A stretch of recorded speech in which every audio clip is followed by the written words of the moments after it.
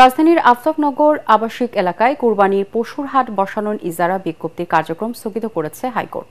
এর ফলে চলতি বছরও আফতাবনগরে গরুর হাট বসানো যাবে না বলে জানিয়েছেন আইনজীবী।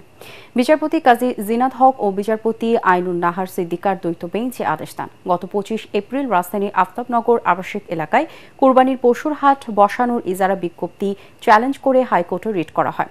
রিটকারী আইনজীবী বলেন, ঢাকা দক্ষিণ সিটি কর্পোরেশন গত 21 এপ্রিল আফতাবনগর আবাসিক এলাকায় পশুর হাট বসানোর জন্য ইজারা বিজ্ঞপ্তি প্রকাশ করে, অথচ হাইকোর্টে এই বিষয়ে রুল বিচারাধীন।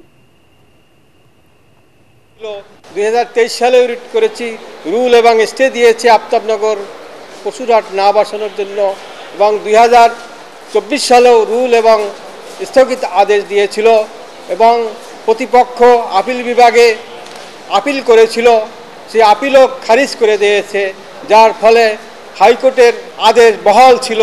দক্ষিণ সিটি কর্পোরেশন, হাইকোর্ট এবং আপিল বিভাগের গত বছরের সেই রায় অমান্য করে পুনরায় 21 তারিখে আবারও ইজারা বিজ্ঞপ্তি দিয়েছে।